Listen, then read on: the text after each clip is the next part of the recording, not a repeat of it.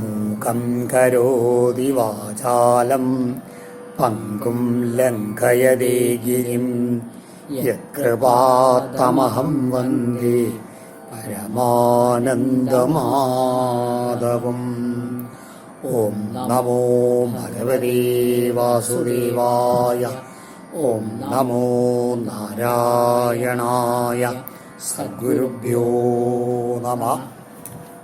ശ്രീമദ് ഭാഗവതം ഏകാദശസ്കന്ധം ത്രയോദശോധ്യായ. ശ്രീഭഗവാനുവാച. സത്വം രജസ്തമൈതി ഗുണാ ബുദ്ധേർന ചാത്മന സത്വേന അന്യതമോ ഹന്യൽ സത്വം സത്വേന ചൈവ ഹി. ഭഗവാൻ പറയാണ്, സത്വം രജസ് തമസ് ഇങ്ങനെയുള്ള 3 ഗുണങ്ങൾ യഥാർത്ഥത്തിൽ ഇത് ബുദ്ധിയെ ബാധിക്കുന്നതാണ്, ആത്മാവിനെ ഇത് ബാധിക്കുന്നില്ല എന്ന് പറയുകയാണ്. അതുകൊണ്ട് എന്ത് ചെയ്യണം? ഈ 3 ഗുണങ്ങളെയും നമ്മൾ ഇല്ലാണ്ട് വെക്കണം. അതിന് ആദ്യം എന്താ ചെയ്യണേ? സത്വേന അന്യതമവോ ഹന്യാൽ. സത്വഗുണം മെല്ലെ മെല്ലെ വർദ്ധിക്കാനുള്ള പരിശ്രമങ്ങളൊക്കെ ചെയ്ത് സത്വഗുണം കൊണ്ട് രജോ ഗുണത്തിനെയും തമോ ഗുണങ്ങളെയും ഇല്ലാണ്ട് വെക്കണം. എന്നിട്ടോ സത്വം സത്വേന ചെയ്വ. അതിനുശേഷം ആ സത്വഗുണം കൊണ്ട് തന്നെ ആ അതിനെ തന്നെ സ്വയം അനിയാതില്ലേ അനിക്കും വേണമെന്ന് പറയുകയാണ്. സത്വം കൊണ്ട് തന്നെ അനിക്കണം. സത്വാൽ ധർമ്മോ ഭവേൽ വൃദ്ധാൽ പുംസോ മൽഭക്തി ലക്ഷണ സാത്വികോ അപാസയാ സത്വം തഥോ ധർമ്മ പ്രവർത്തതേ. ഈ സത്വഗുണം വർദ്ധിച്ചാൽ എന്താണ്ടാവുക? അതിൻ്റെ ലക്ഷണങ്ങൾ എനിക്ക് ഭഗവാനിൽ ഭക്തി ലക്ഷണ. അതുമാതിരി ആ ഭക്തിക്ക് ഉതകുന്ന രീതിയിലുള്ള പ്രവൃത്തികൾ ധർമ്മങ്ങളാണ് ഉണ്ടായിക്കൊണ്ടിരിക്കുക എന്ന് പറയുക. സാത്വികമായിട്ടുള്ള ഉപാസനകളൊക്കെ അങ്ങനെ വന്നുകൊണ്ടിരിക്കും. അങ്ങനെ ആ സാത്വികമായിട്ടുള്ള ഉപാസനകളെ കൊണ്ട് ഇതുണ്ടാവും സത്വഗുണം കൂടുതൽ വർദ്ധിക്കും. രജോ ഗുണം തമോ ഗുണം മെല്ലെ ഇല്ലാണ്ട് എത്തിയില്ല. അപ്പം അങ്ങനെ ആ നല്ല പ്രവൃത്തികളിൽ കൂടി ഉപാസനകളിൽ കൂടിയും സത്വഗുണം വർദ്ധിപ്പിക്കാൻ പറ്റും. പിന്നെയോ ധർമ്മോ രജസ്തമോഹന്യൽ സത്വവൃദ്ധിരയുത്തമ ആശു നശ്യതി തന്മൂലോ ഹ്യധർമ്മ ഉപയേഹതേ. ഇങ്ങനെ ഈ ഗുണത്തിനെ വർദ്ധിപ്പിക്കുന്നതായിട്ടുള്ള ഈ നല്ല ഭക്തി ഉണ്ടല്ലോ, ആ ഭക്തി മെല്ലെ വർദ്ധിക്കുന്ന സമയത്ത് എന്തുണ്ടാവും? രജോ ഗുണത്തിനെയും തമോ ഗുണത്തിനെയും അത് മെല്ലെ നശിക്കും. ഈ രജോ ഗുണവും തമോ ഗുണമാണ് യഥാർത്ഥത്തിൽ നമ്മളെ അധർമ്മങ്ങളെ പ്രവർത്തിക്കൊക്കെ നയിച്ചുകൊണ്ടിരിക്കുന്നത്. അപ്പോൾ രജോ ഗുണം തമോ ഗുണം നശിച്ചു വെച്ചാൽ അധർമ്മം ചെയ്യാനുള്ള വാസനകളും കൂടി മെല്ലെ ഇല്ലാണ്ട് അധർമ്മങ്ങളും ആ നശിക്കാൻ തുടങ്ങുന്ന പറയുകയാണ്. ആഗമോപ പ്രജാദേശ കാല കർമ്മജ ജന്മജ ധ്യാനം മന്ത്രോത സംസ്കാരോ ദശൈരേ ഗുണഹേതവാ. ഈ ഓരോ ഗുണങ്ങൾക്കും അതിനെ വർദ്ധിപ്പിക്കാൻ വേണ്ടിയിട്ടുള്ള മാർഗങ്ങൾ, അതിന് പഴയ 5-8 കാരണങ്ങളാണ് പറയാറ്, ഉപാധികളാണ് പറയാറ്. എന്താണ്? ആഗമം, അതായത് വേദങ്ങൾ. പിന്നെയോ നമ്മൾ ഉപയോഗിക്കുന്ന ജലം, നമ്മൾ സമ്പർക്കത്തിൽപ്പെടുന്ന ജനങ്ങൾ, അതുമാതിരി നമ്മൾ വസിക്കുന്ന ദേശം, നമ്മൾ ചെയ്യുന്ന പ്രവൃത്തികൾ, നമ്മൾ ചെയ്യുന്ന എവിടെയാണ് നമ്മൾ ജനിച്ചത് അതിൻ്റെത്, അതുമാതിരി നമ്മുടെ സംസ്കാരങ്ങൾ, ഉപനയനാദി സംസ്കാരങ്ങളൊക്കെ ഉണ്ടല്ലോ. ഇങ്ങനെയുള്ള ഈ 10 സംഗതികളാണ് എല്ലാ ഗുണങ്ങൾക്കും കാരണം എന്ന് പറയുകയാണ്. അതായത് ഓരോരോ ഈ സാധനങ്ങളൊക്കെ ഈ 3 ഗുണങ്ങളിൽ ഏതെങ്കിലും ഒന്നിനെ വർദ്ധിപ്പിക്കുകയും മറ്റേനെ കുറയ്ക്കുകയും ചെയ്യും. തത്തൽ സാത്വികമേവേഷം യദ്യത് വൃദ്ധാ പ്രജക്ഷതേ നിന്ദന്തി താമസം തത്തത് രാജസം തതുപേക്ഷിതം. അതുകൊണ്ട് അറിയുന്ന ആൾക്കാർ, ഇത് മനസ്സിലാക്കിയ ആൾക്കാർ എന്ത് ചെയ്യണം? ഈ ഓരോ 10 കാര്യങ്ങൾ പറഞ്ഞല്ലോ, ഇതിൽ ഓരോന്നിലും ഏതാണ് നമ്മുടെ സാത്വിക ഗുണത്തെ വർദ്ധിപ്പിക്കുക എന്നുള്ള ഇതിന് നമ്മൾ പരിശ്രമിക്കണം എന്ന് പറയുകയാണ്. ആ ദേശത്തിൽ പോകണം, ആ ഗ്രന്ഥങ്ങൾ വായിക്കണം, അതുമാതിരി ആതരം ജനങ്ങളുമായിട്ട് സമ്പർക്കം വേണം, ആതരം പ്രവൃത്തികൾ ചെയ്യണം. അങ്ങനെയുള്ള ഒരു കാര്യങ്ങളുണ്ടല്ലോ. സത്വഗുണം വർദ്ധിക്കാൻ പരിശ്രമിക്കണം, തമോ ഗുണം തീരെ നശിക്കാൻ ഉള്ള രീതിയിലും പ്രവർത്തിക്കണം. രജോ ഗുണം അത് ഇല്ലാണ്ടായി കഴിഞ്ഞാൽ രജോ ഗുണം മെല്ലെ ഇല്ലാണ്ടായി തീരുന്ന് പറയുകയാണ്. ഏതെന്ന് വെച്ച് കഴിഞ്ഞാൽ ശ്രേഷ്ഠന്മാരായിട്ടുള്ള ആൾക്കാർ ആ സ്തുതിക്ക് ഇന്നതാണ് നല്ല പ്രവൃത്തികൾ പറയുന്നത്, അത് സത്വഗുണത്തിനെ വർദ്ധിപ്പിക്കുന്നതാണ്. അവർ നിന്ദിക്കുന്ന പ്രവൃത്തികളുണ്ടല്ലോ, അത് തമോ ഗുണം വർദ്ധിപ്പിക്കുന്നതാണ്. അവർ ഇതിൽ ഉപേക്ഷിച്ചിരിക്കുന്ന പ്രവൃത്തികൾ അത് രജോ ഗുണം വർദ്ധിക്കും. അങ്ങനെ നമുക്ക് ഏകദേശം മനസ്സിലാക്കാം. സാത്വികന്യേവ സേവേദ പുമാൻ സത്വവിവൃദ്ധയേ തതോ ധർമ്മ തതോ ജ്ഞാനം യാവൽ സ്മൃതിരപോഹനം. ആ സത്വഗുണത്തിൻ്റെ വർദ്ധിക്കായ കൊണ്ടുള്ള ഇതിലെ ഓരോ സാത്വികമായിട്ടുള്ള പ്രവർത്തികളെ അങ്ങനെ ചെയ്തുകൊണ്ട് സ്ഥലങ്ങളിൽ ചെയ്യണം. അതുമാതിരി ഭക്തി ഉണ്ടായിത്തീരണം. ആ ഭക്തി ഇങ്ങനെ വർദ്ധിക്കും തോറും ജ്ഞാനം ഉണ്ടായിരിക്കും. ജ്ഞാനം ഉണ്ടായി കഴിഞ്ഞാലോ യാവൽ ജീവിതകാലം മുഴുവൻ അതിൽ വന്നു കഴിഞ്ഞാൽ ആത്മാവ് ആരാണെന്നുള്ള ബോധം ഉണ്ടായിത്തരും ജ്ഞാനം വന്നു കഴിഞ്ഞാൽ. അപ്പോഴോ എന്താ കഴിഞ്ഞാൽ ശരീരബോധം, താൻ ശരീരമാണെന്നുള്ള അഭിമാനം അതില്ലാണ്ടാവുകയും ചെയ്യും. എങ്ങനെയെന്ന് വെച്ച് കഴിഞ്ഞാൽ വേണു സംഘർഷജോ വന്യർ ദഗ്ധ്വാ ശമ്യതി തദ്വനം ഏവം ഗുണം വ്യത്യയജോ ദേഹ ശമ്യതി തത്ക്രിയാ. വേണു അതിൽ മുള കാട്ടിൽ ചെറിയ മുളകളിങ്ങനെ ഉരഞ്ഞിട്ട് എന്തുണ്ടാവും, തീയുണ്ടാവും. ആ തീ കൊണ്ട് ആ കാട് മുഴുവൻ കത്തി നശിക്കും, അവസാനം മുളയും ഒക്കെ നശിപ്പിക്കുക. അതുമാതിരി ഈ എന്തുണ്ടാവണം, ഈ ഗുണങ്ങളുടെ ഈ അന്യോന്യ സംഘം നിമിത്തം ഉണ്ടായിട്ടുള്ള ഈ ശരീരം എന്നുള്ളതുണ്ടല്ലോ, അതിനും ഇതിൻ്റെ ഈ നേരത്തെ പറഞ്ഞ പ്രവൃത്തികളെ കൊണ്ട്, അതായത് സത്വഗുണത്തിനുണ്ടാകുന്ന ജ്ഞാനമാകുന്ന അഗ്നി കൊണ്ട്, ഈ അജ്ഞാനം കൊണ്ടാണ് ഇതൊക്കെ ഉണ്ടാവുന്നത്.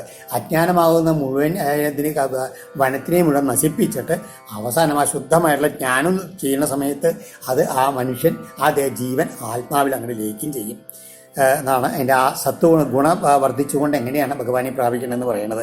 അപ്പോഴാണ് ഉദ്ധവൻ ചോദിക്കുന്നത്. ഉദ്ധവ ഉവാച വിദന്തി മർത്യാ പ്രായേണ ശിഷയാൻ പദമാപദം തഥാപി ഭുഞ്ജലേ കൃഷ്ണ തത്കഥം ശ്വഖരാജവൽ. ഉദ്ധവൻ ചോദിക്കുകയാണ്, പ്രായേണ ഇല്ലേ, ഇതൊക്കെ അറിയുന്ന സാധാരണ എന്താ കണ്ടിരിക്കുന്നത്, മനുഷ്യന്മാർ എല്ലാവരും ഇത് അറിഞ്ഞോ അറിയാതെ എന്താ ചെയ്യണത്, ഈ വിഷയങ്ങളെ തന്നെ വീണ്ടും വീണ്ടും വീണ്ടും അനുഭവിച്ചുകൊണ്ടിരിക്കും ജനങ്ങൾ. ആപത്താണെന്ന് അറിഞ്ഞിട്ട് കൂടിയിട്ട് തഥാപി പുഞ്ചര അത് തന്നെ വീണ്ടും ഭുജിച്ചുകൊണ്ടിരിക്കുമെന്ന് പറയുകയാണ്.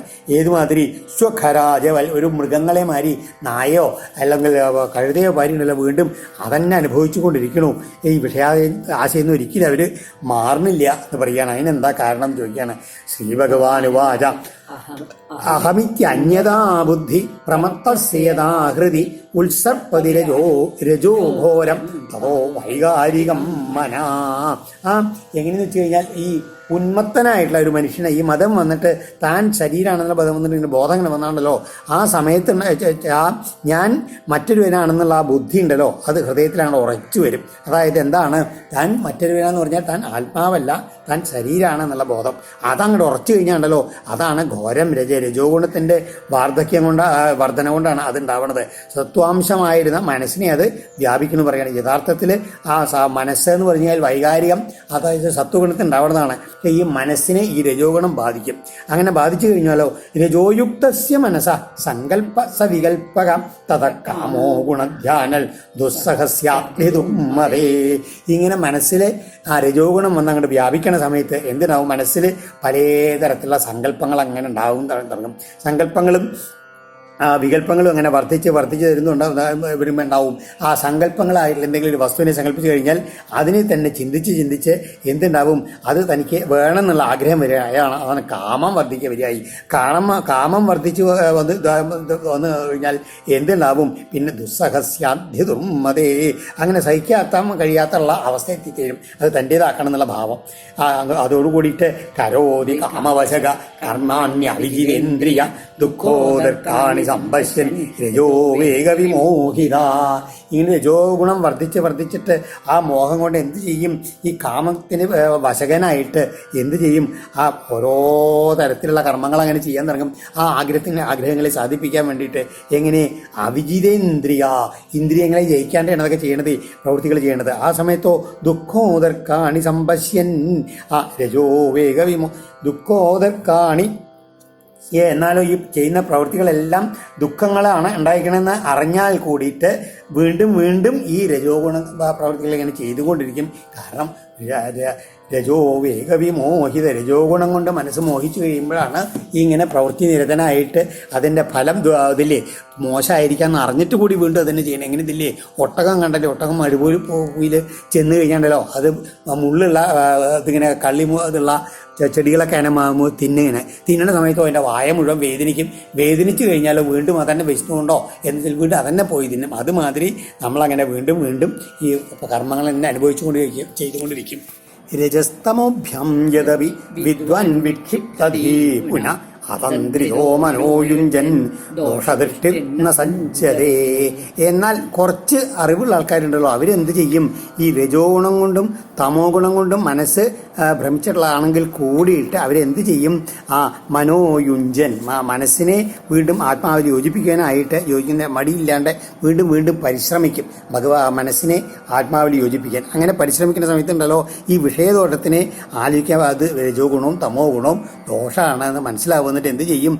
സജ്ജതേ, അതിൽ ഒട്ടലില്ലാണ്ട് മെല്ലെ മെല്ലെ മെല്ലെ മെല്ലെ അതിൽ നിന്ന് വിട്ട് ആത്മാവിലുള്ള ചിന്ത കൊണ്ട് മെല്ലെ രജോ ഗുണത്തിൽ നിന്നും തമോ ഗുണത്തിൽ നിന്നും മനസ്സിനെ വിടുത്താനുള്ള പരിശ്രമങ്ങൾ അങ്ങനെ നടത്തും. അപ്രമത്തോ നുയുഞ്ജീത മനോമയ്യർപ്പയൻ ശനൈ അനിർവിണ്ണോ യഥാകാലം ചിതശ്വാസോ ജിതാസന. അങ്ങനെ ആ മനസ്സിരുത്തിയിട്ടുള്ള ആൾ അപ്രമത്തനായിട്ട് ഇതിൽ ലൗകിക വിഷയങ്ങളെ മുഴുക പ്രമത്തനാവാണ്ട് എന്ത് ചെയ്യണം? അനിർവിണ്ണ, നിരാശപ്പെടാണ്ട് എന്ത് ചെയ്യണം? ആ ഇന്ദ്രിയങ്ങളെയും പ്രാണനെയും ആസനത്തിനെയും ഒക്കെ ജയിച്ച് വേണ്ട രീതിയിൽ ശനൈ മെല്ലെ മെല്ലെ മനസ്സിനെ എന്നിൽ തന്നെ വെക്കുന്നതിനായിട്ട് ക്രമേണ യോഗം പരിശീലിക്കണം, അഭ്യസിക്കണം കേട്ടോ. ഏതാവൻ യോഗ ആദിഷ്ടോ മച്ഛിഷ്യൈസനകാദിവി സർവതോ മന ആകൃഷ്യ മയ്യഥാവേശ്യതേയഥാ. ഇങ്ങനെ ആ യോഗധാരണ കൊണ്ട് യോഗം കൊണ്ട് എന്ത് ചെയ്യാൻ പറ്റും? മെല്ലെ മെല്ലെ ആ മനസ്സിനെ ആകർഷിച്ചിട്ട് ശരിയായിട്ടുള്ള മാർഗത്തിൽ കൂടിയിട്ട് എന്നെ പ്രാപിക്കാൻ കഴിയുന്നുള്ളത്. ഞാൻ ഈ യോഗം മാർഗം ഉണ്ടല്ലോ, ഇത് ഞാൻ പണ്ട് ബ്രഹ്മാവിൻ്റെ പുത്രന്മാരായിട്ടുള്ള എൻ്റെ ശിഷ്യന്മാരായിട്ടുള്ള സനകാദികൾക്ക് ഞാൻ പണ്ട് പറഞ്ഞു കൊടുത്തിട്ടുണ്ട് എന്ന് പറയുകയാണ് ഭഗവാൻ. അപ്പോഴാണ് ഉദ്ധവ ഉവാച യഥാത്വം സനകാദിഭ്യോ യേന രൂപേണ കേശവ യോഗമാദിഷ്ടവാനേത രൂപമിച്ഛാമി വേദിതും. അപ്പോഴാണ് ഭഗവാനെ കേശവ എന്ന് വിളിക്കുന്നത്. അതായത് ആ ബ്രഹ്മാവിനും പരമേശ്വരനും മഹാവിഷ്ണുവിൻ്റെയും എല്ലാം ഈശ്വരനായിരിക്കുന്ന ആളാണ് കേശവൻ എന്നുള്ള വാക്കിൻ്റെ അർത്ഥം. അപ്പോൾ അതായത് സാക്ഷാൽ പരബ്രഹ്മസ്വരൂപിയായിട്ടുള്ള അങ്ങ് ഏത് കാലത്ത് ഏത് രൂപത്തിലാണ് ഈ സനകാദികൾക്ക് ഇങ്ങനെയുള്ള ഈ യോഗം ഉപദേശിച്ചത് അതൊന്ന് അറിയാൻ ആഗ്രഹമുണ്ട് എന്ന് പറയാൻ ഉദ്ധവൻ. ശ്രീ ഭഗവാനുവാച പുത്രാഹിരണ്യഗർഭസ്യ മാനസാസനകാദയ പപ്രച്ഛു ഇതരം സൂക്ഷ്മം യോഗസ്ഥൈകാന്തികീം ഗതിം. അപ്പോൾ ഭഗവാൻ പറയാൻ തുടങ്ങി, ഈ ബ്രഹ്മാവിൻ്റെ മാനസപുത്രന്മാരായിട്ടുള്ള സനകാദികൾ ഒരിക്കൽ ഈ യോഗത്തിൻ്റെ ഏറ്റവും സൂക്ഷ്മമായിട്ടുള്ള ഏകാന്ത ശ്രേഷ്ഠമായിട്ടുള്ള ആത്യന്തികമായിട്ടുള്ള സ്വഭാവം എന്താണ് എന്ന് തങ്ങളുടെ അച്ഛനായിട്ടുള്ള ബ്രഹ്മാവിനോട് ചോദിച്ചു. സനകാദയൂചു ഗുണേഷ്വവിശതേ ചേതോ ഗുണാശ്ചേതസി ച പ്രഭോ കഥമന്യോന്യസന്ധ്യാഗോ മുമുക്ഷോരതിരീർഷോ. പ്രഭോ എന്ന് ബ്രഹ്മാവിനോട് വിളിച്ചിട്ട് അവർ പറയുകയാണ്, മനസ്സ്, ഇവിടെ ചേതസ് എന്ന് പറഞ്ഞാൽ മനസ്സാണ്, ഗുണങ്ങളിലും അതുമാതിരി ഗുണങ്ങൾ മനസ്സിലും പ്രവേശിച്ചുകൊണ്ട് അങ്ങോട്ടും ഇങ്ങോട്ടും ചെയ്തതിന് എപ്പോഴും അങ്ങനെ ഇരിക്കുകയാണ്. എന്നാലോ ഈ അതിതിരീർഷ സംസാരത്തെ കടക്കാൻ ആഗ്രഹിക്കുക എന്നുള്ള ഒരു മുമുക്ഷുവിന്, അതായത് മോക്ഷം ആഗ്രഹിക്കുന്ന ഒരാൾക്ക് അവയ്ക്ക് തമ്മിലുള്ള ഈ ബന്ധവിയോഗം എങ്ങനെയുണ്ടാകുക, അതായത് ഈ മനസ്സിനെ എങ്ങനെ ഈ മൂന്ന് ഗുണങ്ങളിൽ നിന്ന് വേർപെടുത്തി ശുദ്ധമാക്കി എടുക്കാൻ പറ്റും, നല്ലേ മോക്ഷം പ്രാപിക്കാൻ പറ്റൂ, അതെങ്ങനെയാണ് എങ്ങനെയാണ് ചെയ്യാൻ പറ്റുക എന്ന് സനകാദികൾ അച്ഛനായിട്ടുള്ള ബ്രഹ്മാവിനോട് ചോദിക്കുകയാണ്. ശ്രീ ഭഗവാനുവാച ഏവം പൃഷ്ടോ മഹാദേവ സ്വയംഭൂ ഭൂതഭാവന ധ്യായമാന പ്രശ്നബീജം നാഭ്യപദ്യത കർമ്മഭീ. ആ സമയത്ത് ബ്രഹ്മാവ് എങ്ങനെ വെച്ചാൽ സൃഷ്ടിയുടെ ആദ്യകാലത്താണ് ഇത് ചോദിച്ചത്. അപ്പോൾ അദ്ദേഹം സൃഷ്ടികർമ്മത്തിൽ വ്യാപൃതനായതുകൊണ്ടാണ് കുറച്ച് രജോ ഗുണത്തിൻ്റെ ഭാവം ഉണ്ടാവാം. അതുകൊണ്ട് കർമ്മധീ എന്ന് പറഞ്ഞ് കർമ്മത്തിനങ്ങനെ ബുദ്ധി ഭ്രമിച്ചിരിക്കുക. എന്തുണ്ടായി, ഇവരിങ്ങനെ മക്കളിങ്ങനെ ചോദിച്ച സമയത്ത് അവർക്ക് യഥാർത്ഥ പ്രശ്നബീജം നഭ്യപദ്യത, ഈ ചോദ്യത്തിനുള്ള ഉത്തരം ബ്രഹ്മാവിന് പറയാൻ കഴിഞ്ഞില്ല. അപ്പോൾ എന്ത് ചെയ്തു ബ്രഹ്മാവ്? എന്തു സ്വയംഭൂ ഭൂതഭാവന, പ്രപഞ്ചത്തിനെ മുഴുവൻ സൃഷ്ടിക്കുന്നതായിട്ടുള്ള ബ്രഹ്മാവ് എന്ത് ചെയ്തു? ആ സമയത്ത് ധ്യായമാന, പെട്ടെന്ന് എന്ത് ചെയ്തു? എന്നെ ധ്യാനിക്കുന്നവനായിട്ട് എന്നെ ഒന്നിങ്ങനെ ചിന്തിച്ചു എന്ന് പറയണേ. ധ്യാനിച്ചിട്ട് മദ്യത്തിന് പറയാൻ കഴിയില്ല. അപ്പോൾ അദ്ദേഹം ബ്രഹ്മാവ് എന്നെ ഒന്ന് ചിന്തിക്കുകയാണ്. സമാം അചിന്തയൽ ദേവ പ്രശ്നഭാരതി വീർഷയ തസ്യാഹം ഹംസരൂപേണ സകാശമഗമം തഥാ. ആ സമയത്ത് ബ്രഹ്മാവിന് ഈ പുത്രന്മാരുടെ ചോദ്യത്തിനുള്ള ഉത്തരം കൊടുക്കാൻ പറ്റാഞ്ഞ സമയത്ത് എന്നെ ഒന്ന് ചിന്തിച്ചു. പ്രശ്നഭാരതി വീർഷയ, ഈ പ്രശ്നമാകുന്ന ഈ സമുദ്രത്തെ ഇവർ ചോദ്യം ഉണ്ടല്ലോ എങ്ങനെ തരണം ചെയ്യണം എന്നുള്ള ആ സംശയത്തോടു കൂടിയിട്ട് എന്നെ ഒന്ന് ചിന്തിച്ചു. ആ സമയത്ത് ഞാൻ എന്ത് ചെയ്തു? ഒരു ഹംസത്തിൻ്റെ രൂപത്തിൽ വന്നിട്ട് സകാശമഗമം തഥാ വന്നിട്ട് അവരുടെ അവരുടെ മുമ്പിൽ അങ്ങോട്ട് എത്തിച്ചേർന്നു എന്ന് പറയാണ്. ദൃഷ്ട്വാമം തൗ വ്രജ്യ കൃത്വാ പാദാഭിവന്ദനം ബ്രഹ്മാണമഗ്രത കൃത്വാ പപ്രച്ചു കോപവൻ ഇരി. അങ്ങനെ ഞാൻ അവരുടെ മുമ്പിൽ ഒരു ഹംസത്തിൻ്റെ രൂപത്തിൽ പ്രത്യക്ഷപ്പെട്ടപ്പോൾ ബ്രഹ്മാവിനെ മുൻനിർത്തിയിട്ട് അവരെല്ലാവരും 5 പേരും എൻ്റെ പാദാഭിവന്ദനമൊക്കെ ചെയ്ത് എന്നെ നമസ്കരിച്ചിട്ട് എന്നോട് ചോദിച്ചു, കൃത്വാ പപ്രച്ചു കോ ഭവാനിധി, അങ്ങ് ആരാണ് എന്ന് ചോദിച്ചു. ഇത്യഹം മുനി വിപൃഷ്ട തത്വജിജ്ഞാസുവി തഥാ യഥമോജമഹം തേഭ്യ തതുദ്ധവ നിബോധമേ. ഇങ്ങനെ അവർ എന്നോട് എങ്ങനെയാണ് തത്വം അറിയണം എന്നുള്ള ആഗ്രഹത്തോടു കൂടിയിട്ടാണ് ഈ സനകാദികൾ എന്നോട് ഈ ചോദിച്ചത്. ആ ചോദിച്ച സമയത്ത് ഞാൻ അവർക്ക് എന്ത് ഉത്തരം കൊടുത്തു എന്നുള്ളത് ഉദ്ധവ ഞാൻ പറയാ കേട്ടോളൂ എന്ന് പറയാണ്. വസ്തുനോ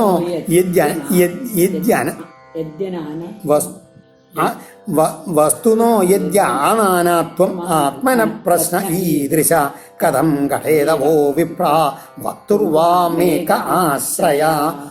ആത്മാവായിരിക്കുന്ന വസ്തുവിന് ആത്മന വസ്തുന ആ നാനാത്വം യതി നാനാത്വം ഇല്ലെങ്കിൽ ബ്രാഹ്മണരേ, നിങ്ങളുടെ ഈ മാതിരിയുള്ള ചോദ്യം എങ്ങനെ യോജിക്കും എന്നാണ്. അതായത് വക്താവായിരിക്കുന്ന എനിക്ക് ആശയം എന്നുള്ളത് എന്താണ് ചോദിക്കുകയാണ്. അപ്പോൾ എന്താണ് അറിയില്ലേ?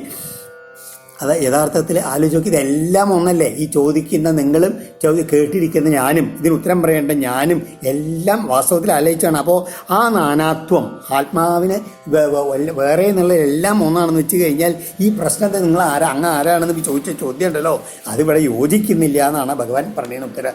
അതിൻ്റെ ആദ്യത്തെ എന്താണ്? പഞ്ചാത്മകേഷു ഭൂതേഷു സമാനേഷു ച വസ്തുത കോപവാനി ദിവ പ്രശ്നോ വാചാരംഭോ ഹ്യനർത്ഥക. അതുമാതിരി ആത്മാവിനെ സംബന്ധിച്ചിടത്തോളം എല്ലാം ഒന്നായത് കാരണം ഈ ചോദ്യത്തിന് അർത്ഥമില്ല. എല്ലാവരും ആത്മാവാണ്. അപ്പോൾ ആരാണ് അങ്ങനെ ചോദ്യം അർത്ഥമില്ല. ഇനിയിപ്പോൾ ഇതില്ലേ പഞ്ചാത്മകമായിട്ടുള്ള പഞ്ചഭൂതങ്ങളാൽ നിർമ്മിച്ചപ്പെട്ടിട്ടുള്ള ഈ വസ്തുക്കൾ ഇതില്ലേ ഈ പ്രപഞ്ച ജഗത്തിനെ പറ്റി ചോദിക്കാൽ അതും ചോദിക്കുന്നതിന് അർത്ഥമില്ല. അങ്ങ് ആരാണ്? എല്ലാം പഞ്ചഭൂതാത്മകമാണ്. അപ്പോൾ അതും വേറെ ആയിട്ട് വേറെ എന്ന് പറയാൻ പറ്റില്ല. അതെല്ലാം ഒന്ന് തന്നെയല്ലേ? അപ്പോൾ അവിടെയും നാനാത്വം ഇല്ല, ഒന്ന് തന്നെയാണ്. എല്ലാം പഞ്ചഭൂതാത്മ. സൃഷ്ടി എന്ന് പറഞ്ഞു കഴിഞ്ഞാൽ ആ സൃഷ്ടാവിൻ്റെ ഇതുകൊണ്ടുണ്ടാകുന്ന അതും ഒരു വസ്തു മാത്രമാണ്, പലതില്ല എന്ന് പറയാണ്. മനസാ വചസാ ദൃഷ്ട്യാ ഗൃഹ്യതേ അന്യൈരവി ഇന്ദ്രിയൈ അഹമേവ നമത്തോന്യൽ ഇതി ബുദ്ധ്യത്വമഞ്ജസാ. അതുമാതിരി ഈ സനകാദികളെ ഒരു കാര്യം മനസ്സിലായിക്കോളൂ. ആ മനസ്സുകൊണ്ടോ വാക്കുകൊണ്ടോ മറ്റ് 5 ഇന്ദ്രിയങ്ങളെ കൊണ്ടോ എന്തൊക്കെ നിങ്ങൾ ഈ പ്രപഞ്ചത്തിൽ കാണുന്നുണ്ടോ അതെല്ലാം അഹമേവ ഞാൻ തന്നെയാണ്, എന്നിൽ നിന്ന് വേറൊന്ന് അന്യല്ല എന്ന് പരമാർത്ഥ വിചാരം കൊണ്ട് നിങ്ങൾ മനസ്സിലാക്കിക്കോളൂ എന്ന് പറയുകയാണ്. അതായത് പ്രപഞ്ചത്തിലെ എല്ലാ വസ്തുക്കളും ആത്മാവാണെന്ന് അറിഞ്ഞിരിക്കണമെന്ന് വെച്ചാൽ ഈ ഇന്ദ്രിയങ്ങളെ കൂടി അനുഭവിക്കുന്ന പുറത്തുള്ള എല്ലാ വിഷയങ്ങളും യഥാർത്ഥത്തിൽ ഞാൻ തന്നെ ആത്മാവ് തന്നെയാണ് എന്ന് മനസ്സിലാക്കുക.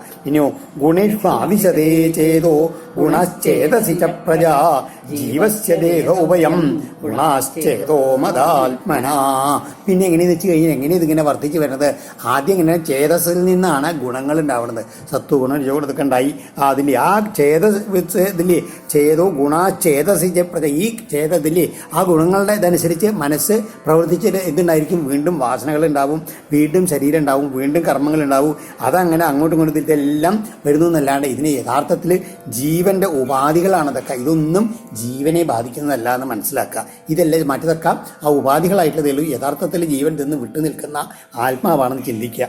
ഏതുമാതിരി ഗുണേഷു ചാവിശൽ ചിത്തം അവിക്ഷം ഗുണസേവയാ ഗുണാശ്ച ചിത്തപ്രഭവ മദ്രൂപ ഉഭയം ത്യജേൽ. ഈ ഗുണങ്ങൾ എന്നുള്ളതുണ്ടല്ലോ, അത് ഗുണേഷു ആവിശൽ ചിത്തം അഭിക്ഷം ഗുണസേവയാ. ആ ഗുണമായ ഈ ചിത്തത്തെ എങ്ങനെയാണ് ഗുണസേവ കൊണ്ട് ആ ചിത്തം ഗുണത്തിൽ പോവും. അതുമാതിരി ഗുണങ്ങൾ ചിത്തത്തിലും വരുന്ന മാത്രമേ ഉള്ളൂ. എന്നാലോ ഗുണാശ്ച ചിത്തപ്രഭവ മദ്രൂപ ഉഭയം ത്യജേൽ. അതുമാതിരി അതുകൊണ്ട് എന്ത് ചിന്തിക്കണം? ഈ മനസ്സിൽ നിന്നാണ് ഗുണങ്ങൾ മുഴുവൻ ഉണ്ടാക്കിയിട്ടുള്ളത് ചെന്ന് ചിന്തിച്ചു കഴിഞ്ഞാൽ ഈ മനസ്സ് ഇതിൽ നിന്നുണ്ടായി, അതും എന്നിൽ നിന്നുണ്ടായി. ഞാൻ ഇതിൻ്റെ രണ്ടിൽ നിന്നും അതീതനാണെന്ന് ഉറപ്പായി കഴിഞ്ഞു വെച്ചാൽ പിന്നെ ചിത്തത്തിനെ പറ്റിയിട്ടോ ചിത്തത്തിൽ നിന്നുണ്ടാകുന്ന ഗുണങ്ങളെ പറ്റിയിട്ടോ ചിന്തിക്കേണ്ട ആവശ്യമില്ല. ഇന്നെല്ലാം അതീതനാണ് ഞാൻ മനസ്സിലാക്കാൻ. അതാണ് അവിടേക്കാണ് ചിന്ത പോകേണ്ടത്. അതെങ്ങനെയുണ്ടാവുക? ജാഗ്രൽ സ്വപ്ന സുഷുപ്തം ച ഗുണതോ ബുദ്ധിവൃത്തയ താസാം വിലക്ഷണോ ജീവ സാക്ഷിത്വേന വിനിശ്ചിത. ഉണർന്നിരിക്കുക, സ്വപ്നം കാണുക, അതുമാതിരി ഉറങ്ങുക, ഇങ്ങനെ 3 ഭാവങ്ങളുണ്ട്. ഇത് ബുദ്ധിയിലുണ്ടാവുന്നതാണ്. ആ ബുദ്ധിവൃത്തയ ഉണ്ടല്ലോ, ഇത് ആത്മാവിന് പറ്റണതല്ല. താസാം വിലക്ഷണോ ജീവ, ഇതിനെല്ലാം സാക്ഷിയായി കൊണ്ടിരിക്കുന്ന വസ്തു ഉണ്ടല്ലോ, അതാണ് യഥാർത്ഥ ജീവൻ അല്ലെങ്കിൽ ആത്മാവ് എന്ന് പറയുന്നത്. എങ്ങനെയെന്ന് വെച്ച് കഴിഞ്ഞാൽ സ്വപ്നം ജാഗ്രത സമയത്ത് എന്താണ്ടാവുക, സത്വഗുണം അങ്ങനെ വർദ്ധിച്ച് വന്നുകൊണ്ടിരിക്കുന്ന സമയത്താണ് ജാഗ്രതയായിട്ട് കാണാം. അപ്പോഴും ഉണ്ട് ജീവൻ, അതേ ജീവൻ തന്നെയാണ്. ഇപ്പോൾ സ്വപ്നം കാണുന്ന സമയത്ത് ശരീരബോധമില്ല, ഈ ശരീരത്തിലെ വേറെ ശരീരമാണ് എടുക്കുന്നത്. സ്വപ്നം കാണുന്നുണ്ട്, അപ്പോൾ രജോഗുണം വർദ്ധിച്ച് വരും, അപ്പോഴും ഇതേ ജീവൻ തന്നെ ഉണ്ട്. ഉറങ്ങിക്കിടക്കുന്ന ഉറങ്ങിയ സമയത്ത് ആ തമോ ഗുണമാണ് വർദ്ധിച്ച് വരുന്നത്. തമോ ഗുണത്തിൽ എങ്ങനെയെന്ന് വെച്ച് കഴിഞ്ഞാൽ ആ ശരീരബോധമില്ല, അത് ഒന്നുമില്ലെങ്കിലും കൂടിയിട്ട് ഉണർന്നു കഴിഞ്ഞാൽ ഞാൻ സുഖമായിട്ട് ഉറങ്ങി എന്നുള്ളൊരു ഭാവം വരുന്നുണ്ട്. അപ്പോൾ അവിടെയും സാക്ഷിത്വേന ആരോ വർദ്ധിക്കുന്നുണ്ട്. ഇതിന് 3 അവസ്ഥകളിലും സാക്ഷിയായിരിക്കുന്ന ആത്മാവാണ് യഥാർത്ഥത്തിൽ 3ലും ഉള്ളത് എന്ന് പറയും. താസം വിലക്ഷണോ ജീവ സാക്ഷിത്വേന വിനിശ്ചിത. ഇതെല്ലാം മറ്റതെല്ലാം ബുദ്ധി കൊണ്ട് ചിന്തിച്ചിങ്ങനെ ഓരോന്നുണ്ടാക്കുന്നതാണ്. ഞാൻ സ്വപ്നം കാണുകയാണ്, ഞാൻ ഉറങ്ങുക എന്നുള്ളത്. അതൊക്കെ ഈ ശരീരത്തിൽ ജീവൻ ബന്ധപ്പെടുമ്പോഴാണ്. എന്നാൽ ജീവൻ ഇതൊന്നുമല്ല, ഇതൊക്കെ കണ്ടുകൊണ്ടിരിക്കണം സാക്ഷിയായിട്ടുള്ള ആത്മാവാണെന്ന് ചിന്തിക്കാൻ കഴിയണം. യഹി സംശ്രീബന്ധോയം ആത്മനോ ഗുണവൃത്തിത മയി തുല്യേ സ്ഥിതോ ജഹ്യൽ ത്യാഗ തൽഗുണചേതസം. ഏത് കാരണം കൊണ്ടാണ് ഇത്തരം സംസാരബന്ധം ഈ ജീവന് ഉണ്ടാവണത്, അത് ഈ ഗുണവ്യാപാരങ്ങളെ കൊണ്ടാണെന്ന് മനസ്സിലാക്കിയിട്ട് എന്ത് ചെയ്യണം, ഇതിനെല്ലാം അതീതനായിട്ടിരിക്കുന്ന എന്നിൽ പരിശ്രമിക്കണം ഇരിക്കാൻ ചെയ്യാൻ വേണ്ടിയിട്ട്. ജീവൻ എന്നുള്ളത് ആത്മാവാണെന്ന് സ്ഥിരമായിട്ട് ഇവിടെ ഇരിക്കുന്നതെന്ന് ബോധ്യം വരണം. അതിനു വേണ്ടിയിട്ട് ജഹ്യാൽ ഈ സംസാരബന്ധനത്തിനെ ഉപേക്ഷിക്കണം. അതാണ് ഈ ഗുണചേതസ്സുകളുടെ ത്യാഗം. താൻ ശരീരമല്ല എന്നുള്ള ബോധം അങ്ങനെ മെല്ലെ മെല്ലെ മെല്ലെ ഉറപ്പിച്ചു വരുത്തുക. അപ്പോൾ ഈ ഗുണങ്ങളിൽ നിന്നുള്ള ആ ബന്ധങ്ങൾ വിടും. ബന്ധം വിട്ടുകഴിഞ്ഞാൽ അതാണ് യഥാർത്ഥത്തിലുള്ള ആത്മജ്ഞാനം ലഭിക്കുക എന്ന് പറയുക. അഹങ്കാരകൃതം ബന്ധം ആത്മനോർത്ഥം വിപര്യം വിദ്വാൻ നിർവിദ്യ സംസാര ചിന്താം തുല്യേ സ്ഥിതത്യജേൽ. അങ്ങനെ ഈ തുല്യേ സ്ഥിതത്യജേൽ, ആ 4ാമത്തെ അവസ്ഥയായിട്ടുള്ള തുരീയാവസ്ഥയിൽ ഇരുന്നുകൊണ്ട് സ്വപ്നത്തിനും ജാഗ്രതത്തിനും അതുമാതിരി സുഷുപ്തിക്കും മീതായിട്ടുള്ള ആത്മാവാണ് താൻ എന്നുള്ള അത് അറിഞ്ഞുകൊണ്ട് മറ്റുള്ളതിനേക്കാൾ ഇതിൽ ബന്ധമില്ലാണ്ട് സംഘം തിരിച്ചുകൊണ്ട് അഹങ്കാരകൃതം ബന്ധം, താൻ ശരീരമാണെന്നുള്ള ബോധം വന്നുകൊണ്ട് മാത്രമാണ് ഈ ബന്ധം ഉണ്ടായിട്ടുള്ളത്. ആത്മനോ അർത്ഥവിഭയം, ഈ ആത്മാവിന് ഇങ്ങനെ വിപരീതാർത്ഥത്തിലുള്ള ഈ സംസാരം ഉണ്ടായത് എന്ന ബോധ്യം വന്നിട്ട് എന്ത് ചെയ്യണം, താൻ ഇതല്ല എന്നുള്ള ഭാവത്തിൽ ആ മനസ്സ് ഇങ്ങനെ ഉറപ്പിച്ച് വെക്കണം എന്ന് പറയുകയാണ്. യാവൻ നാനാർത്ഥതീ പുംസോ ന നിവർത്തേത യുക്തിഭി ജാഗൃത്യഭി സ്വപൻ അജ്ഞ സ്വപ്നേ ജാഗരണം യഥാ. ഈ നാനാർത്ഥ ബുദ്ധി ഇതുണ്ടല്ലോ, അത് നശിക്കുന്നത് വരെ ഇങ്ങനല്ലേ ഉണർന്നിരിക്കുന്ന സമയത്തും അജ്ഞനായിട്ടുള്ള ആൾക്കാർക്ക് ഈ സ്വപ്ന സമയത്ത് നമ്മൾ സ്വപ്നം കാണുന്ന സമയത്ത് സ്വപ്നം ഏതുമാതിരി ഒരാൾക്ക് യാഥാർത്ഥ്യമാണോ അതുമാതിരി ഉണർന്ന് ഇരിക്കുന്ന ആൾക്കാർക്ക് ഇതെല്ലാം വാസ്തവമായിട്ട് എപ്പോഴാണ് തോന്നുക, അജ്ഞനായിട്ടിരിക്കുന്നിടത്തോളം കാലം ആ അജ്ഞനായിരിക്കുന്ന ആ അജ്ഞത എന്നുള്ളത്, അജ്ഞാനം എന്നുള്ളത് ഇല്ലാണ്ടാവാൻ എന്ത് വേണം, ഈ നാനാർത്ഥതി, താൻ പലതായിട്ടുള്ള ബുദ്ധിയെ പോയിട്ട് ഇതെല്ലാം ഒന്നാണ് ആത്മാവ് എന്നുള്ള ഭാവം വരണം. അത് യുക്തി കൊണ്ട് ആലോചിച്ചിട്ട് യോഗം കൊണ്ട് ആലോചിച്ചുണ്ടാക്കുക തന്നെ വേണമെന്ന് പറയണം. അതിന് അസത്വാൽ ആത്മനോ അന്വേഷം ഭാവാനം തത്കൃതാഭിധ ഗതയോ ഹേതവശ്ചാസ്യ മൃഷാ സ്വപ്നദൃശോ യഥാ. ഈ ആത്മാവിനെ ഒഴിച്ചിട്ട് അന്യങ്ങളായിട്ടുള്ള എല്ലാ വസ്തുക്കളും ഇല്ലാത്തതാണ് എന്ന് ഉറപ്പിച്ചിട്ട് ഇതിന് അവയാൽ ഉണ്ടാക്കപ്പെടുന്ന ഈ ലോകങ്ങളും അതും ഇതെല്ലാം അവാസ്തങ്ങളാണ് അതുണ്ടാകുന്ന. അപ്പോൾ പിന്നെ എന്താണ് ആ ലോകങ്ങൾ ചെയ്യുന്ന നമ്മളെ കർമ്മങ്ങൾ, അതുകൊണ്ടുണ്ടാകുന്ന ഭേദങ്ങൾ എല്ലാം ഉണ്ടല്ലോ, ഇതെല്ലാം സ്വപ്നം കാണുന്നതായിട്ടുള്ള കാര്യമാണെന്ന് മൃഷാണെന്ന് അങ്ങോട്ട് ഉറപ്പിച്ച് മനസ്സിൽ ബോധ്യം വരുത്തണം. യോ ജാഗരേ ബഹിരനുക്ഷണധർമ്മിണോർത്ഥൻ ഭുങ്ക്തേ സമസ്തകരണൈർഹൃതി തൽസദൃക്ഷൻ സ്വപ്നേ സുഷുപ്ത ഉപസംഹരതേ സ ഏക സ്മൃത്യന്വയാ ത്രിഗുണവൃത്തി ദൃഗിന്ദ്രിയേശ. യോ ജാഗരേ, ആരെ ഉണർന്നിരിക്കുന്ന സമയത്ത് ബഹിരനുക്ഷണധർമ്മിണോർത്ഥൻ, നമ്മുടെ ഓരോ നിമിഷത്തിലും നമ്മുടെ പുറത്തേക്കുള്ള ഇന്ദ്രിയങ്ങളും മനസ്സും കൊണ്ട് പ്രപഞ്ചത്തിലുള്ള എല്ലാ വസ്തുക്കളെയും അനുഭവിച്ചുകൊണ്ടും അതുമാതിരി അതിനുള്ള പ്രവൃത്തികൾ ചെയ്തുകൊണ്ടിരിക്കുന്നുണ്ടോ. ഭുങ്ക്തേ സമസ്ത കരണൈർ, നല്ല പഴയ നമ്മളുടെ കരണങ്ങളെ കൊണ്ടും എല്ലാം ഉണർന്നിരിക്കുന്ന സമയത്ത് നമ്മൾ പ്രവർത്തിച്ചുകൊണ്ട് അതെല്ലാം ആസ്വദിച്ചുകൊണ്ടിരിക്കേണ്ട ആരെ നമ്മുടെ ഉള്ളിൽ ആണയ്യോ. അതുമാതിരി ഹൃദി തൽസദൃക്ഷൻ സ്വപ്നേ, ഈ അതിനനുസരിച്ചുള്ള വാസനകൾക്കനുസരിച്ചിട്ട് നമ്മൾ സ്വപ്നം കാണുന്ന സമയത്തും ആരാണ് ഈ സ്വപ്നത്തിൽ അനുഭവിച്ചുകൊണ്ടിരിക്കുന്ന ഒരു വ്യക്തിൻ്റെ ഉള്ളിൽ അതന്നെ.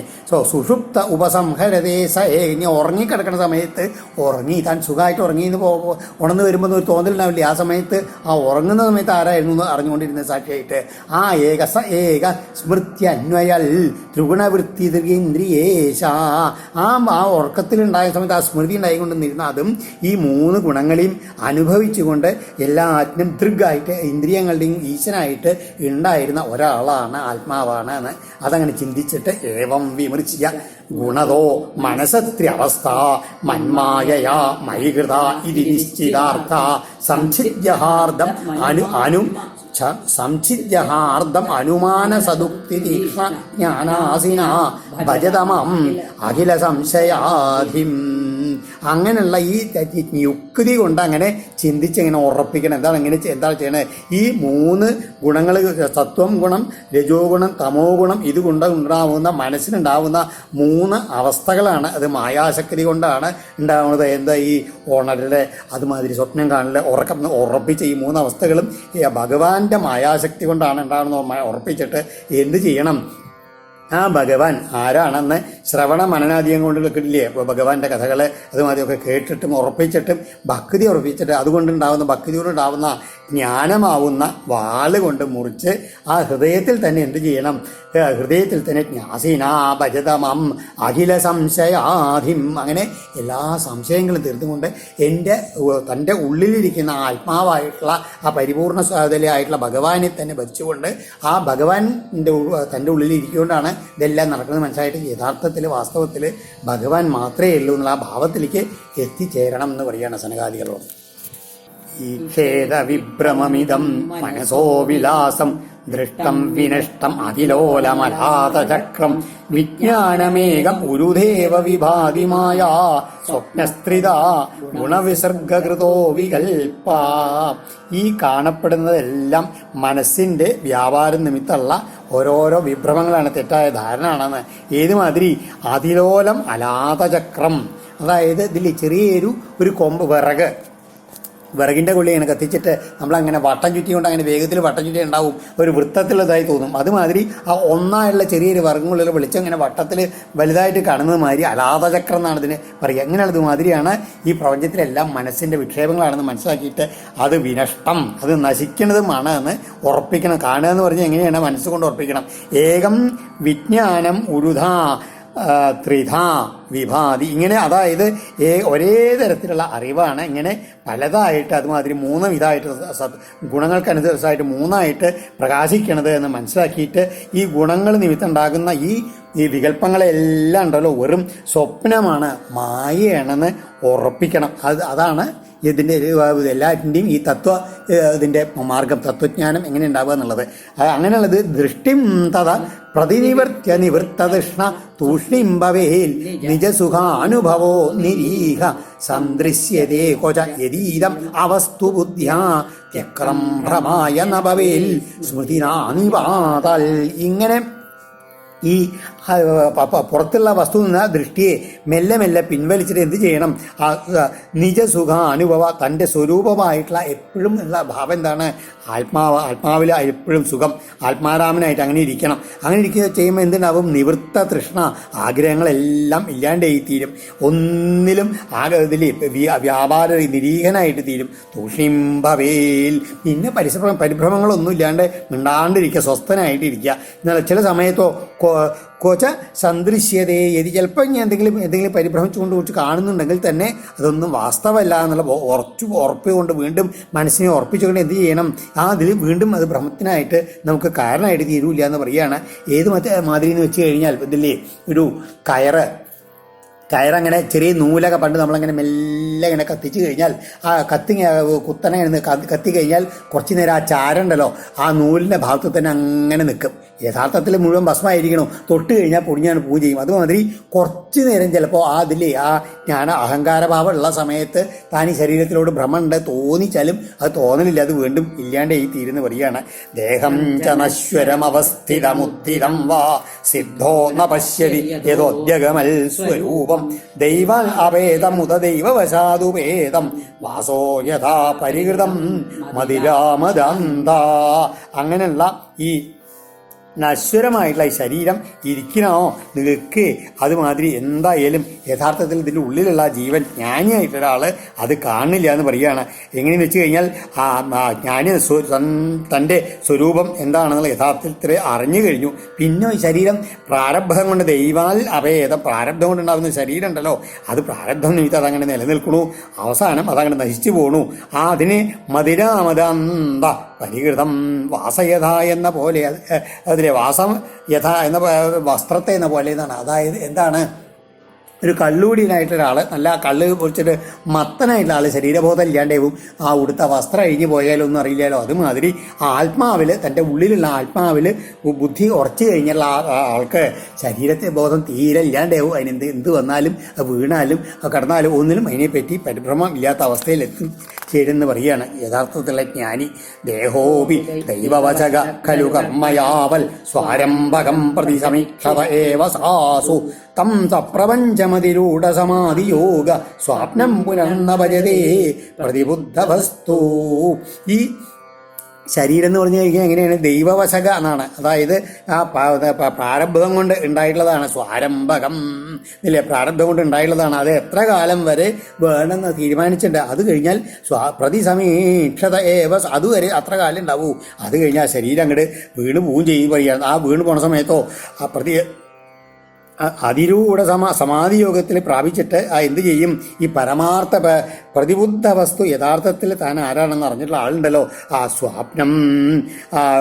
സ്വപ്ന സമാനതായിട്ട് ഇതിനെ കണ്ടുകൊണ്ട് എന്ത് ചെയ്യും, സപ്രപഞ്ചം തം ന ഭജതേ. സ്വപ്നത്തിലുള്ള വസ്തുവിനെ നമ്മൾ ഉണർന്നു കഴിഞ്ഞാൽ സ്വപ്നമായിരുന്നു ഒക്കെ ചിന്തിച്ചിട്ട് അതിനെ സ്വപ്നത്തിന് തീരെ മറക്കണില്ലേ, അതുമാതിരി ഈ ജാഗ്രത അവധിയിലുള്ള വസ്തുക്കൾ എല്ലാം യഥാർത്ഥത്തിൽ പറഞ്ഞാൽ ഒരു ഇതിൽ വിരചിതമാണെന്ന് മനസ്സിലാക്കിയിട്ട് അതിലൊന്നും ഭ്രമിക്കാണ്ട് ആ ശരീരം അതിനെന്താ വെച്ചാൽ പ്രവൃത്തി ചെയ്തോട്ടെ, വീണോട്ടെ എന്താ വെച്ചാൽ ചെയ്തോട്ടെ എന്നുള്ള ഭാവത്തിൽ അതിലൊട്ടും മുഴുകാണ്ട് എന്നാ ഭജതേ, അതിനെ ചിന്തിക്കണേ ഇല്ല, ശരീരത്തിലേക്ക് പിന്നെ തിരിച്ചു വരികയില്ല. എപ്പോഴും ആത്മാവ് തന്നെ അങ്ങനെ മുഴുകിയിരിക്കുകയും ചെയ്യും. ആ മനസ്സ് ജീവൻ എന്ന് പറയുകയാണ്. ഈ ജ്ഞാനം കൊണ്ട് ഉറപ്പിച്ചുള്ള ജീവൻ. മയൈതദുക്തം വോ വിപ്ര ഗുഹ്യം യൽ സാഖ്യയോഗയോ ജാനീതമാഗതം യജ്ഞം യുക്ഷ്മൽ ധർമ്മവിവക്ഷയാ. അതുകൊണ്ട് ഭഗവാൻ സനകാദികളോട് പറയുകയാണ്, വിപ്ര ബ്രാഹ്മണന്മാരെ, എന്താണ് ഈ സാഖ്യത്തിൻ്റെയും യോഗത്തിൻ്റെയും ആ ഗുണം, അതിൻ്റെ രഹസ്യമായിട്ടുള്ള തത്വം ഉണ്ടല്ലോ, അത് ഞാൻ ഭഗവാന്മാർക്ക് പറഞ്ഞു തന്നു എന്ന് പറയുകയാണ്. യുഷ്മൽ ധർമ്മ നിങ്ങൾക്ക് ആ യഥാർത്ഥത്തിലുള്ള ധർമ്മം ഉപദേശിക്കാൻ വേണ്ടിയിട്ട് വന്നിരിക്കുന്ന ഞാൻ ആരാണെന്ന് അറിയോ, യജ്ഞം സാക്ഷാൽ മഹാവിഷ്ണു തന്നെയാണ്, അത് നിങ്ങൾ മനസ്സിലായിക്കോളൂ പറഞ്ഞു ഞാൻ അവരോടെന്ന് പറയുകയാണ്. അഹം യോഗസ്യ സാഖ്യസ്യ സത്യസ്യ തേജസ പരായണം ശ്രേഷ്ഠ ശ്രിയ കീർത്തേ ദമസ്യജ. യോഗം, സാഖ്യം, ധർമ്മം, സത്യം, തപസ്, സമ്പത്ത്, കീർത്തി, ഇതെല്ലാം ആരെ പോഷിപ്പിക്കാൻ വേണ്ടി ഓരോരുത്തർ പ്രവർത്തിക്കണോ, ബ്രാഹ്മണരെ, അതിൻ്റെ എല്ലാം പരമമായിട്ടുള്ള ആ ലക്ഷ്യം, പ്രാപ്യസ്ഥാനം അത് ഞാനാണ്. മാം ഭജന്തി ഗുണാ സർവേ നിർഗുണം നിരപേക്ഷകം സുഹൃതം പ്രിയമാത്മാനം സാമ്യാസംഗാതയോ ഗുണാ. ഒരു ഗുണങ്ങളുമില്ലാത്ത നിർഗുണനായിട്ടുള്ള, ഒന്നിനോടും അപേക്ഷയില്ലാത്ത, നിരപേക്ഷകനായിട്ടുള്ള, എല്ലാവരുടെയും സുഹൃത്തായിട്ടുള്ള, എല്ലാവരുടെയും പരമപ്രേമസ്ഥാനായിട്ടുള്ള, ആത്മാവ് തന്നെയായിട്ടുള്ള എന്നെ എങ്ങനെയാണ് ആ സത്വാദി ഗുണങ്ങളല്ല പരിണാമങ്ങളൊന്നും ഇല്ലാത്തതായിട്ടുള്ള സാമ്യാസംഗാതയ, സമത, ഒന്നിലോട് സംഘമില്ലാത്ത അവസ്ഥ, ഇങ്ങനെയുള്ള എല്ലാ ഗുണങ്ങളും എന്നിൽ നിറഞ്ഞു നിൽക്കുകയാണെന്ന് പറയുകയാണ് ഭഗവാൻ. ഇതിമേ, അതുകൊണ്ട് ഇങ്ങനെയുള്ള എൻ്റെ ഉപദേശം കേട്ടിട്ട് ഇതിമേ ഛിന്ന സന്ദേഹ മുനയ സനകാദയ സഭാദയിത്വാ പരയാ ഭക്ര്യാ ഗൃണത സംസ്ഥവൈ. അങ്ങനെ അവരുടെ സംശയങ്ങളെല്ലാം തീർന്നിട്ട് ആ സനകാദി മഹർഷിമാർ അവരെന്ത് ചെയ്തു, പരമമായിട്ടുള്ള ഭക്തിയോട് കൂടിയിട്ട് എന്നെ സൽക്കരിച്ചിട്ട് ആ സ്തോത്രങ്ങളെ കൊണ്ട് എന്നെ സ്തുതിക്കുകയും ചെയ്തു എന്ന് പറയുകയാണ് ഭഗവാൻ. തൈരഹം പൂജിത സമ്യക് സംസ്തുത പരമർഷിഭി പ്രത്യേയായ സ്വകം ധാമ പശ്യത പരമേഷ്ഠിന. അങ്ങനെ അവരുടെ പൂജകളൊക്കെ സ്വീകരിച്ചുകൊണ്ട് ആ ബ്രഹ്മാവും എന്നെ സ്തുതിച്ചു. അവരെല്ലാവരും കണ്ടുകൊണ്ട് നിൽക്കുന്ന സമയത്ത് പ്രത്യേയായ സ്വകം ധാമ, ഞാൻ അവരുടെ മുമ്പിൽ നിന്ന് എൻ്റെ സ്വധാമത്തിലേക്ക് ഞാൻ അങ്ങോട്ട് മടങ്ങിപ്പോവുകയും ചെയ്തു എന്ന് പറയുകയാണ് ഭഗവാൻ ഉദ്ധവനോട്. ഓം ശ്രീകൃഷ്ണാർപ്പണമസ്തു. ശ്രീമൽ ഭാഗവതി മഹാപുരാണേ പാരവംസ്യം സംഹിതായാം ഏകാദശസ്കന്ധേ ത്രയോദശോധ്യായ സർവത്ര ഗോവിന്ദനാമ സങ്കീർത്തനം. ഗോവിന്ദ ഗോവിന്ദ.